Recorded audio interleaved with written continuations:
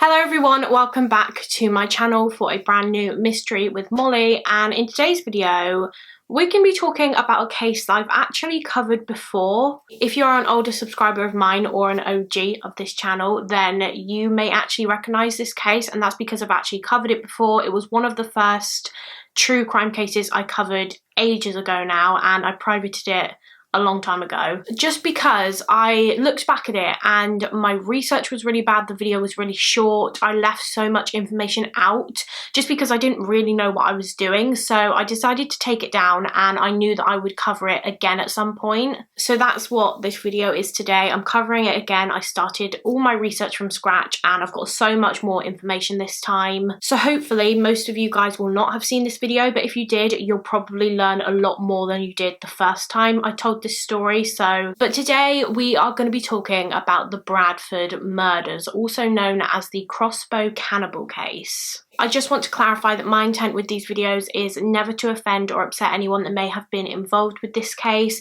The information I found for this video has been from several different sources online, all of which are linked in the description box. And having said all of that, let's just get into today's case. So this case took place in Bradford, which is in West Yorkshire in England. And in Bradford, on the 22nd of June 2009, a 43-year-old woman named Susan Rushworth just disappeared. Susan had a brother named Paul, and I believe the two of them just had a really nice, normal childhood growing up. As far as I'm aware, they had good parents.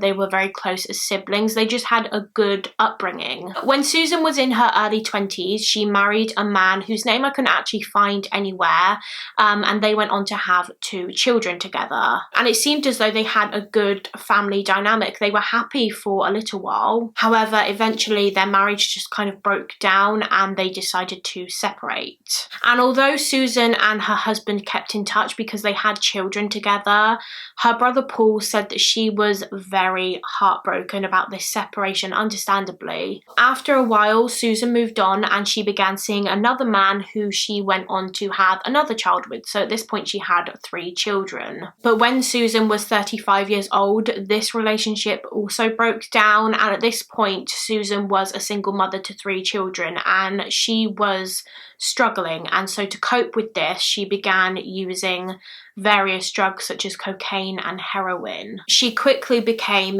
very dependent on these drugs. However, they cost a lot of money, and so to pay for them, to buy these drugs, Susan worked as a sex worker in the red light district area of Bradford. So she would go out most nights and earn her money as a sex worker, and then she would use this money to buy drugs, and then she would take the drugs, and when she ran out she would do the same thing again. So it was like this vicious cycle in her life. And Susan's family began noticing this difference in her behaviour, her appearance. She just looked so ill from all the drugs that she was taking. And it got to the point where Susan's mother actually paid for her to go into rehab because they were so worried about her. At first, rehab really seemed to help Susan. She was clean for about 3 months, but then unfortunately she started taking drugs again. In fact, this time it seemed as though her addiction was worse than ever. And once again, she started working as a sex worker to earn the money for these drugs. After years of being dependent on drugs, Susan finally decided that she had had enough of her lifestyle, and in the summer of 2009, she became very determined to become clean again and get her life back on track. Especially because at this point, Susan was a grandmother and she wanted to be an active part in her grandchild's life. And so at the time in 2009, Susan was on a prescription for methadone, which is a substitute for those who are in treatment for heroin addiction. On June the 22nd, 2009, Susan left her mother's house at around 1 p.m. to go to a chemist in Bradford to pick up her methadone prescription. Susan took her phone with her and she told her parents that she would only be gone a couple of hours. However, she never returned home. Susan's mother really began worrying about her because at this point it had been hours since she left the house, and they knew that Susan took her phone with her, but every time they would ring it, she wouldn't answer. And this was completely out of her character. Susan wasn't the type to just not answer her phone, and so her family were really concerned. Susan was constantly in contact with her family, especially her mum, and so the fact that this just stopped was not normal for Susan at all. They found out that Susan had been seen boarding a bus just after 1 o'clock that day. I'm guessing that was the bus to take her to the chemist in Bradford. But apart from that one sighting, no one had seen her. No one knew where she was. Her family waited a little longer, just hoping that Susan would walk through the front door, but she didn't, and she still wasn't answering her phone, and so her family decided to contact the police and report her as a missing person. So the police began looking into Susan's disappearance, and they were made aware of her issues with drug use and that she used to work as a sex worker in the red light district area of Bradford. And so one of the first things that the police did was they began questioning local drug dealers in the area just to see if they had seen Susan, if they had sold to Susan in the last couple of days. Because although she seemed clean, although she seemed like she wanted to get her life back on track, there's of course always the chance that she may have suffered a relapse. However, this didn't bring forward any leads. It didn't seem as though any of them had seen Susan. Men in the area who were known to have used sex workers in the past were questioned. Other sex workers were questioned to see if they had seen Susan out and about, but again, no one had. It literally seemed as though Susan Rushworth had just vanished. Police were searching local lakes and woodlands for any sign of Susan. They were putting up missing posters, but there was no trace of her, and at this point it had been weeks since she was last seen. Of course, there's always the possibility that Susan decided to just up and leave on her own. Maybe she decided to start a new life for herself somewhere else, or maybe she had gone into a rehab centre and just didn't tell anyone, didn't want anyone knowing. But like I said earlier, this was just so out of Susan's character. She wasn't the type to just not let people know where she was. As you can imagine, it was just a horrible situation for Susan's family, and they were just sick with worry. Even more so because Susan was actually epileptic, and they discovered that this whole time that she had been missing, she hadn't been picking up her medication for her epilepsy, which she needed. Police also discovered that she hadn't used her credit card, she hadn't taken any money out, and she also hadn't used her mobile phone since the day that she disappeared. So Susan didn't have any money, she wasn't using her mobile phone, and she also didn't have her medication. At this point, her family were desperate for answers, and so Susan's son, James Rushworth, actually made a public televised appeal for information regarding his mother's disappearance. We're very worried about her. We're a close family. We're not coping very well. And Susan's brother Paul was just going out on the streets of Bradford asking people if they had seen Susan. He went to the red light district area of Bradford and asked the other sex workers if they had seen her, but there was nothing. It had been months since Susan Rushworth was last seen, and the police began fearing that instead of finding her alive, they might find her dead body instead.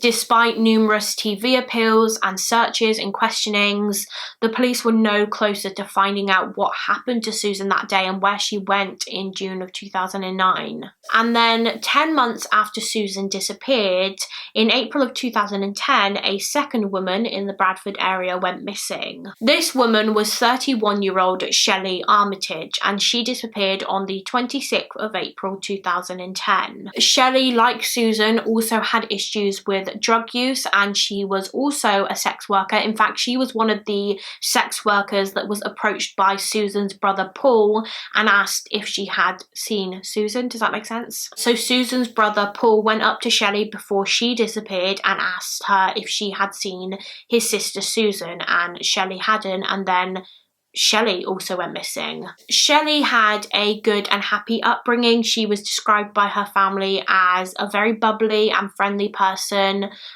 She was always very helpful. She always tried to help people, but she began experimenting with drugs in her teenage years, and at just 16 years old, Shelley became addicted to heroin. And just like Susan, Shelley became so addicted that she started working in the red light district to get money for her drugs. However, Shelley was also taking a prescription of methadone to battle her addiction to heroin at the time that she disappeared. It seemed as though she also wanted to get clean again. So the day that Shelley vanished was the 26th of April 2010, and Shelley left her flat in Allerton in Bradford at around 7 p.m. that day to go into town and have some dinner, I believe. Earlier that day, Shelley had spoken to her sister Gemma on the phone, and she told Gemma that she would speak to her later that day. She would ring her back later that day.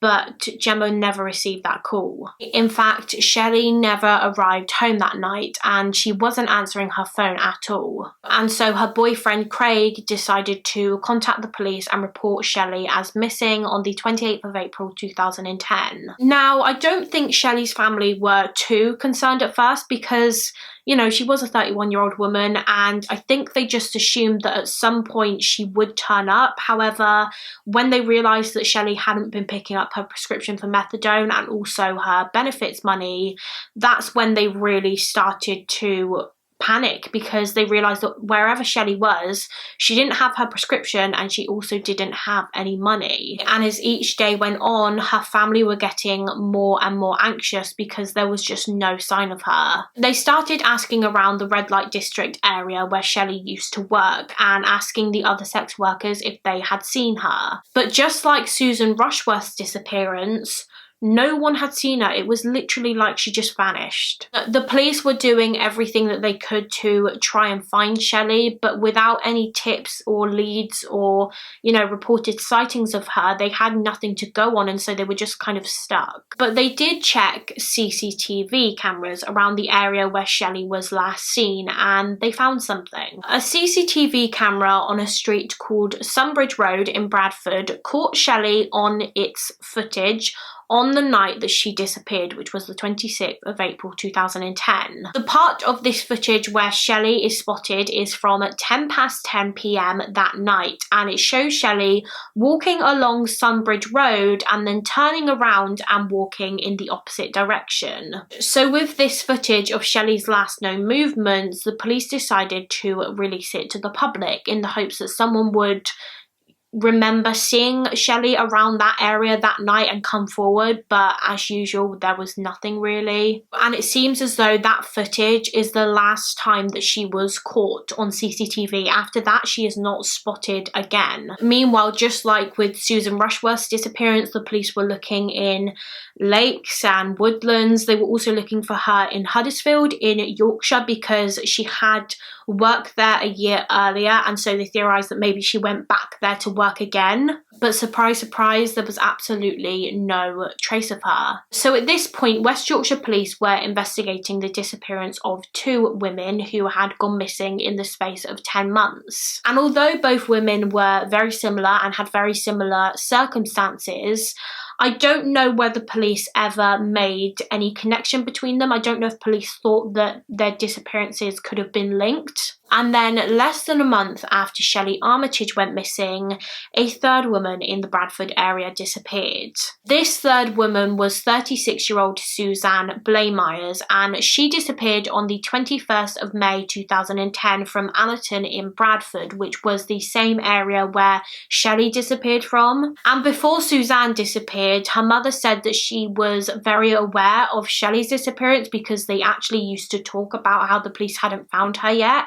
Suzanne's family said that she used to be very bubbly, very happy, very sociable. She used to have a lot of friends. And when she was younger, she used to go to a lot of parties and raves with her friends. And it was from this that she began experimenting with recreational drugs. And she soon began taking drugs such as heroin, which she became addicted to. She also started using drugs even more when her marriage broke down. And Suzanne's parents really tried to help her with her drug drug addiction, but they didn't really know how, and on one occasion Suzanne's father actually locked her in the house to prevent her from going out and getting drugs. Suzanne, just like Shelley and Susan, used to pay for her drugs by working as a sex worker in the red light district area, and her mother began noticing that she always had a lot of money on her, a lot of cash on her. So she started questioning Suzanne, and she asked her how and where she got all this money from. And it was then that she realised that her daughter was working as a sex worker to earn all of this money, and she was devastated. Heroin just completely took over Suzanne's life, and over the years she became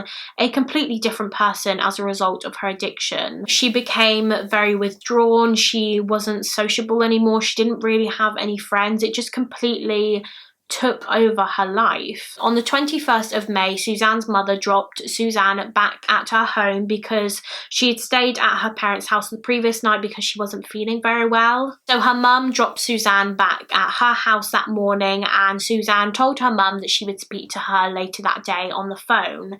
However, she never did. But her mum didn't think much of it. Maybe Suzanne just forgot to ring. It wasn't until the following day when Suzanne's boyfriend showed up at her parents' house and asked if they knew where she was because he hadn't seen her. But her parents hadn't seen her since the day before. In fact, no one had, and so they started to worry and they contacted the police and reported her as missing. So now 3 women in the Bradford area had gone missing without a trace, and all 3 of these women were very similar. They all had drug addictions. They were all known to have worked as sex workers in the red light district, and all of them just vanished without a trace. Just like with the other women, Suzanne's family were asking around the local area just to see if anyone had seen her. Police were searching woodlands and lakes and just following up on any tips and leads, hoping to find these girls. And then 3 days after Suzanne had last been seen, the police received a phone call from a caretaker who had found some pretty disturbing CCTV footage from the place that he worked. This caretaker worked at Homefield Court, which was a block of flats located in the centre of the red light district area of Bradford. The caretaker was just doing his weekly routine of reviewing the building's CCTV footage, and when he was looking at the footage from the 21st of May, which was the day that Suzanne Blamires disappeared, he found something. This CCTV footage shows a woman who looked like Suzanne following a man down a corridor in the building, and they go into a flat, presumably this man's flat. As we know, Suzanne was a sex worker, so it's likely that this man was a client, or he pretended to be a client, and the two agreed to go back to his home for sex. However, just a few minutes later, this woman leaves the flat and attempts to flee the building, but the man who went into this flat with her is behind her, just following her. Then this man gets out a crossbow and he fires it at this woman, but the first shot misses.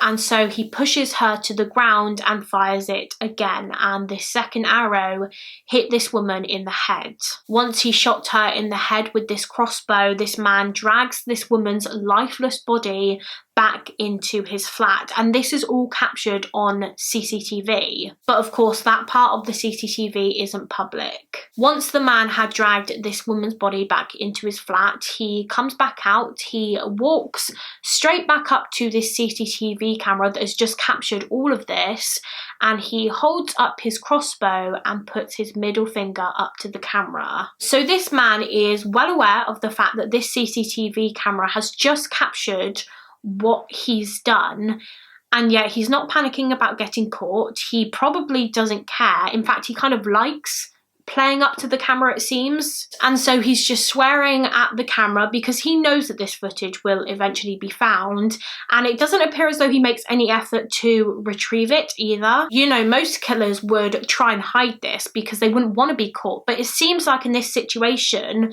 this man wanted to be caught. He wanted people to see his face because he was almost proud of what he had done. And as we know, this footage was found by the caretaker of the building and he gave it to the police. And obviously because this man went straight up to the camera, the police could easily identify him. They even saw which flat he went into. The man on this CCTV footage was 40-year-old Stephen Griffiths, and he was arrested on the 24th of May 2010. And the police believed that the woman that Stephen attacked on this CCTV footage and possibly killed was 36-year-old Suzanne Blamires, because this footage was from the day that she vanished. So the police went to Suzanne's family and they told them what they had found, and Stephen was arrested and taken into the police station for questioning. Meanwhile, officers were searching his flat for Suzanne, but she wasn't there. There was no trace of her. She was nowhere to be found.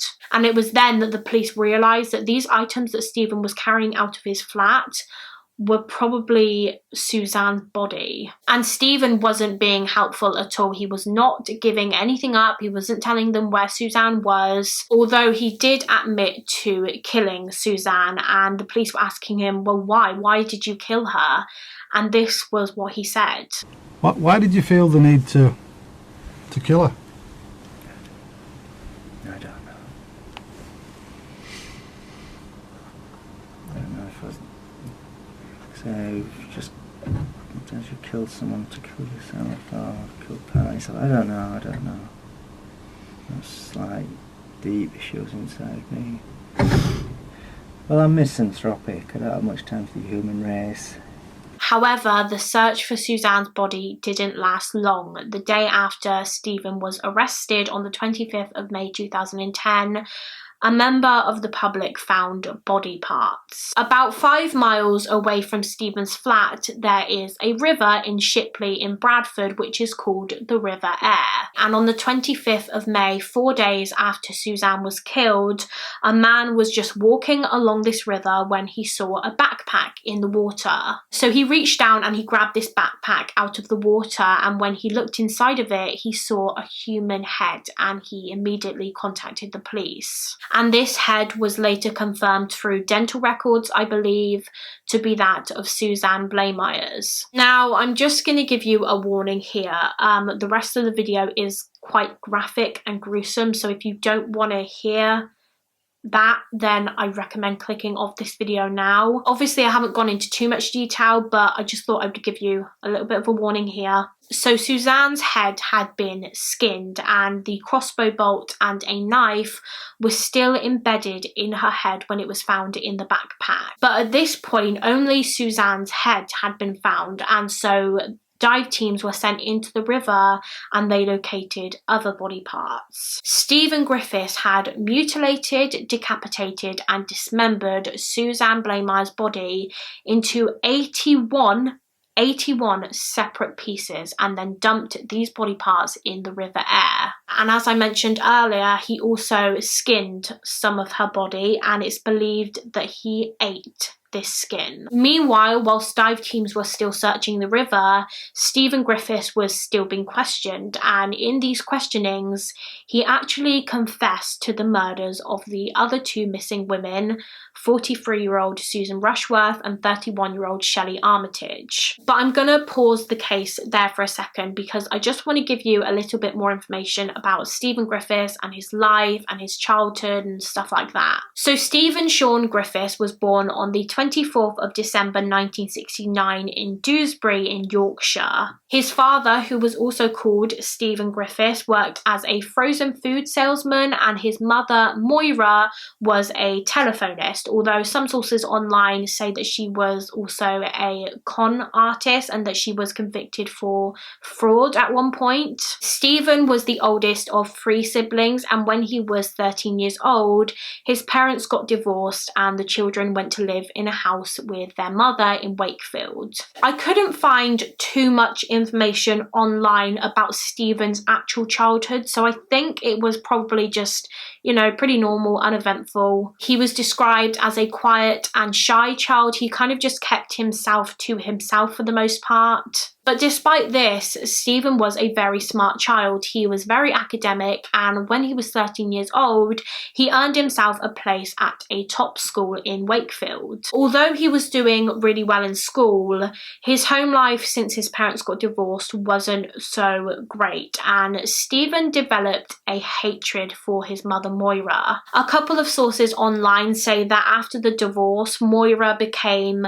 a bit of a party animal. She wanted to kind of relive her youth, so she would go out quite a lot. I think she would get drunk quite a lot, and I think that's why Stephen resented her a little bit, because maybe he felt as though she didn't look after him and his siblings as well as she should have. But he just really didn't like her. He would talk to people about his mother in a really horrible way, and it's theorized that maybe Stephen's hatred for women and his desire to murder women stemmed from the hatred that he felt for his own mother. And I wasn't sure where to include this next part, and I'm not sure if it's even true because I only read it on 1 or 2 sources, but apparently when Stephen was a child / teenager, he used to watch his mother having sex with men in the garden. Stephen would often shoplift as a teenager, and when he was just 17 years old, he went into a shop and attempted to steal something as usual, and when a supermarket employee tried to stop him, he got out a knife and he slashed their face, and this left them needing 19 stitches. For this, he was sentenced to 3 years in youth custody, and he even told a police officer that he could see himself becoming a murderer one day. Stephen somehow owned or had access to an air rifle, and when he was a teenager, he would go out and shoot birds, and then once these birds were dead, he would take them back home and begin to dissect them and dismember these birds. He had such a fascination with dismemberment. He seemed to really enjoy torturing and killing animals, which is a very common thing that we see in serial killers. Many serial killers, before they start killing humans, begin by killing animals. One of Stephen's ex-girlfriends later came forward to say that on one occasion he cut the tail and the ears off a puppy, and he would also put cats in like a black bag and tie this bag up and then drop this bag in the canal just to watch these kittens drown. Just really sick and twisted stuff. In 1989, he was sentenced to 100 days community service after this air pistol that he used to shoot birds with was found in his possession. The year following that, he was convicted and sentenced to 2 years in prison for holding a knife to a young girl's throat. When he was a student, there was an incident in a college library where Stephen, for some reason, felt as though he was being mobbed by these 4 girls, and so he panicked and got out a knife and threatened them with it.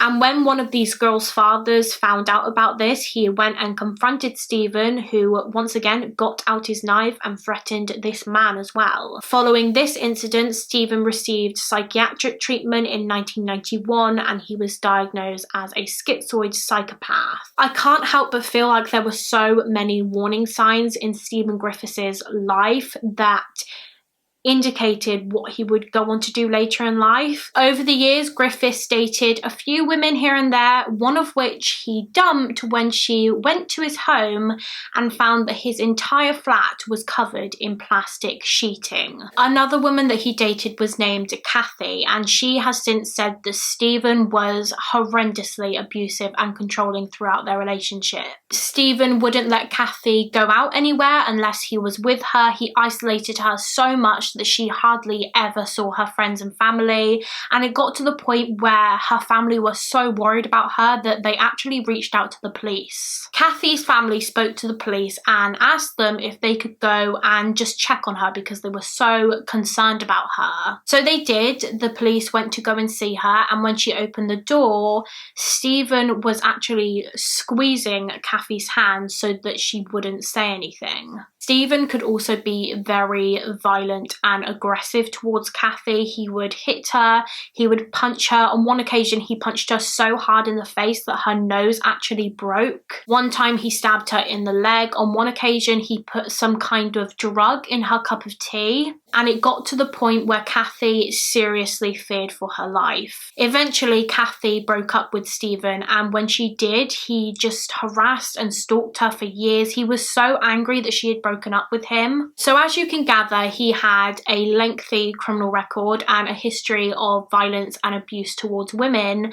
And when he was released from prison, he began collecting books about crime, but specifically serial killer books. Stephen Griffiths had a real fascination with crime, which isn't uncommon. I have a fascination with crime, which is why I make these videos. I'm guessing you guys have a fascination with crime, which is why you watch my videos. But Stephen's fascination with serial killers almost became an obsession, and he would study these serial killer books. He wanted to know everything there was to know about these serial killers and their murders and their lives and how they would carry out their murders. He would mostly read about serial killers such as Jack the Ripper, the Moors murderers, the acid bath murderer, but his all-time favourite serial killer was Peter Sutcliffe, aka the Yorkshire Ripper. Peter Sutcliffe was a serial killer who murdered 13 sex workers between 1975 and 1980. Obviously, the Yorkshire Ripper carried out his murders in Yorkshire, the same place where Stephen lived and committed his murders, and it's believed that Stephen wanted to be exactly like Peter Sutcliffe. He wanted to be as well known as the Yorkshire Ripper, which explains why when Stephen was caught on the CCTV footage, he didn't try and hide it. He didn't try and retrieve this footage or, I don't know, damage it in some way. He wanted to be found because he wanted to be known as a killer. I haven't actually done a video on the Yorkshire Ripper, Peter Sutcliffe, but if you want me to do that, let me know in the comments and I can definitely put that on my list and cover it at some point.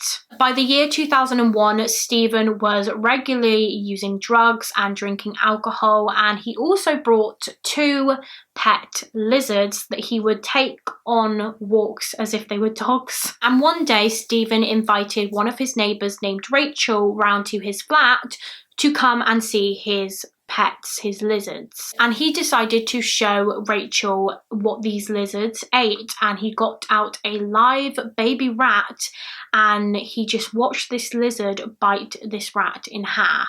Rachel remembers feeling really sick after seeing this, and Stephen just kind of laughed at her and said, "That's nature for you." I also read online that one day Stephen's former friend, who was called Billy, went round to Stephen's flat and witnessed Stephen eat a live baby rat himself. And Billy said that Stephen just ate this rat so easily, as if it was nothing, like he had done it before, and then after he just washed it down with a glass of water. Stephen didn't work at the time of this case taking place. He just relied on benefits for money. However, he did actually have a bachelor's degree in psychology of all subjects, which he earned in 2003, and in 2009 he wrote a PhD in homicide studies, which I just think is so eerie and creepy to think about. This man chose to write a PhD about murder, and later in life he would go on to become a murderer himself. Stephen would also download and watch violent pornography, and he would write online about his dark thoughts and stories of murder on like Facebook and MySpace, just for anyone to read. I couldn't find anything about these posts online, so I'm guessing they're not public, but I think he just wrote stories about murdering people, and he wouldn't actually sign these stories off as Stephen Griffiths. Stephen actually had an alter ego that he called Ven Pariah. Now, I don't know if Stephen ever told police why he named himself Ven Pariah or why he named this alter ego Ven Pariah, but it's theorised that the Ven part is short for Stephen, then Stephen, I don't know. Or the ven part could be short for the word venerable, which means someone who has respect and wisdom, I think. And the word pariah is used to describe people who are social outcasts, which Stephen very much was. Like I said earlier on in the video, he very much kept himself to himself. And in Stephen's police questionings, even though he admitted to the murders of Susan, Shelley and Suzanne, he blamed this alter ego Ven Pariah for the murders. He confessed to the killings and he said, "I or part of me is responsible for killing Susan Rushworth, Shelley Armitage and Suzanne Blaemyers." So that brings us back to where we were in the case. He has confessed to all 3 murders, but so far only the body parts of Suzanne Blaemyers have been found in the River Aire. Whilst he was in custody, Stephen was apparently very calm. He was kind of cooperative with police. However, the one bit of information he refused to give up was where the bodies of Shelley Armitage and Susan Rushworth were. And what sort of location have you put them in? If you can't tell us where, what sort of location have you put them? I don't know. Where a robot, where a computer would put it. You know, a rational, emotionless aberration would put it. Like I said earlier, dive teams recovered 81 separate pieces of Suzanne Blaemyers' body in the river, and when he was being questioned, detectives noticed that Stephen had a lot of cuts and marks on his arms, and so they asked him how he got them, and he said from chopping and dicing, so presumably chopping and dicing Suzanne's body. And then the dive teams recovered some more remains in the River Aire. However, when these remains were tested, they didn't belong to Suzanne Blaemyers. They actually belonged to Shelley Armitage, who at this point had been missing for around a month, I think. Now, I'm not entirely sure which body parts were found in the river that belonged to Shelley, because Stephen also dismembered her body. However, not all of her body parts were in the River Aire, and most of Shelley's remains have never been found to this day. Some sources online say that the body parts or part that was found of Shelley in the river was her spine, but I'm not 100% sure on that because I think I only read that on 1 or 2 sources. So honestly, I'm not 100% sure on what body parts of Shelley's were found, but they did find some body parts belonging to her, and so they could confirm that she in fact was murdered by Stephen. Now from here it might get a little bit confusing, but I'm going to try and explain all the evidence that was found linking Stephen Griffiths to all 3 murders and the timeline of events and what police believe happened to these women on the days that they disappeared. So as we know, Stephen confessed to all 3 murders, the murders of Shelley, Susan and Suzanne. And Suzanne's body parts were recovered from the River Aire in 81 separate pieces, and she was the last of the 3 women to be killed. Shelley Armitage was the second of the 3 women to be killed, and as I just mentioned, the police did recover some of Shelley's body parts in the river, and when they actually looked through Stephen's mobile phone, they found that he actually filmed what he did to Shelley. It's believed that Stephen went to the red light district area of Bradford and asked Shelley to come back to his flat. Stephen asked Shelley if instead of paying for sex, he could pay to take naked pictures of her instead, and she agreed. So she went back to his flat with him, and it is believed that all 3 women went back to Stephen's flat willingly. They probably believed they were going back for sex or to have pictures of themselves taken, but they were sex workers. This was their job. They wouldn't have thought anything was weird about the situation, if that makes sense. But anyway, he took Shelley back to his flat with him, and at some point he murders her. And I don't actually know exactly how Shelley was killed, so I don't believe the police know that information. I don't know if she was killed in the same way that Suzanne was killed, with a crossbow bolt to the head, but anyway, he killed her, and once she was dead, he put Shelley's body in his bathtub and he spray painted on her back the words "my sex slave." Stephen then gets out his phone and he films Shelley's dead body, and whilst he does, he says, "I am the vampiriah, I am the bloodbath artist. Here's a model who is assisting me." And he kept this video on his phone, and the police later found it. And this video was clearly like a trophy for Stephen Griffiths. It was something that he could look back on so that he could remember and relive what he did.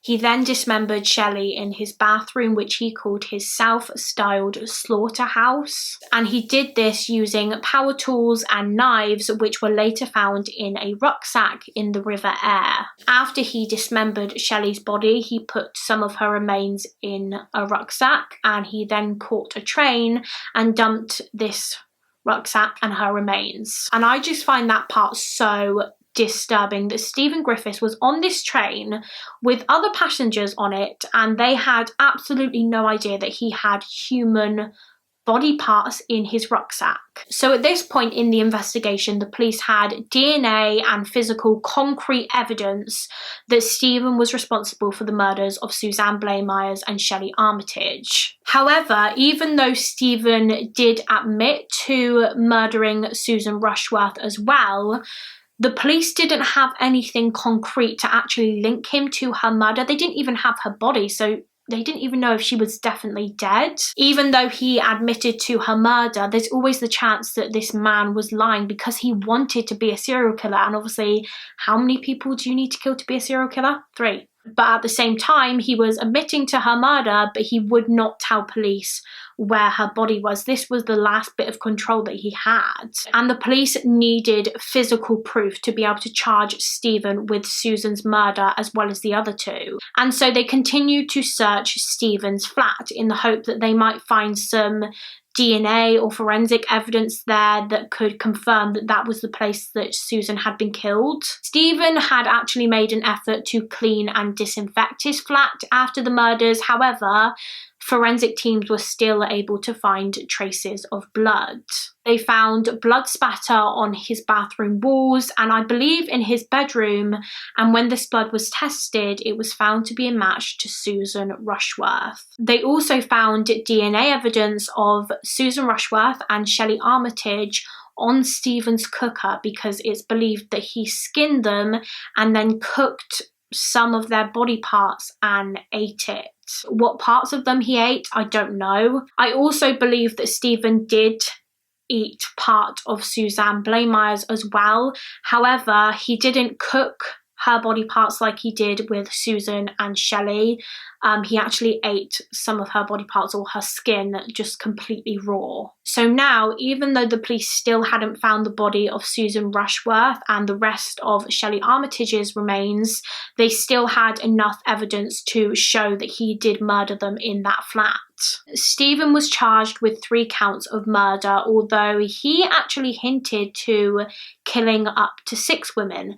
But this has never been proven. He's never been linked to any other murders or disappearances, so it's likely that he was just making this up for attention. Despite finding traces of Susan Rushworth's blood and DNA in Stephen's flat, the police have still never found her body to this day, and Stephen just will not tell them where he dumped her. This was the last bit of information he had, and he didn't want to give it to the police because it meant that he still had some control. And I don't believe we will ever know where Susan's body is. I think that he will take that secret to the grave. On the 28th of May 2010, Stephen Griffiths had his first court appearance, and when he was asked to state his name, instead of saying his actual name, Stephen Griffiths, he said, "I am the crossbow cannibal." Normally in murder cases and serial killer cases, the media come up with a name for the killer. So like the Bradford Murders,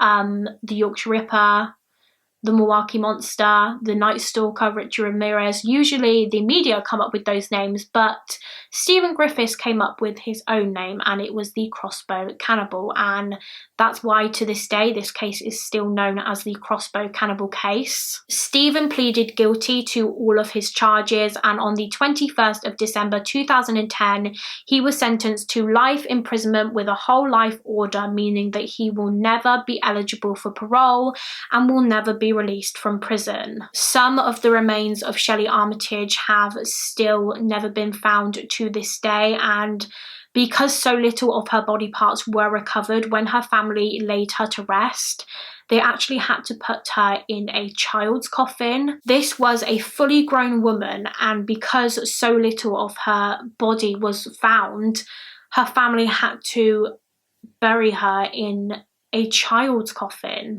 As I mentioned earlier, Susan Rushworth's body has still never been found to this day, over 10 years later, and Susan's family have literally begged Stephen over the years to just tell them where Susan's body is so that they can give her a proper burial, but he just refuses to tell them. Stephen Griffiths is currently serving his time in Wakefield prison, and he has attempted suicide and gone on a hunger strike several times. However, none of these suicide attempts have been successful. And that is the end of this case. A really, really sad one. I think the saddest part of this case is the fact that Susan's body has still never been found, and her family can't give her a proper burial. It's just so sad, and it's so unfair that he has clearly decided to take that secret to the grave. But yeah, that is the end of this case. Please do give it a thumbs up if you enjoyed it, and subscribe if you haven't already. Quickly before I go, I just want to give a special shout out to the members of my Patreon. Thank you so much for your support, guys.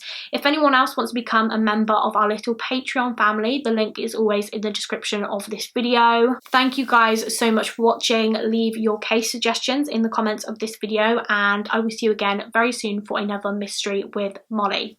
Bye guys.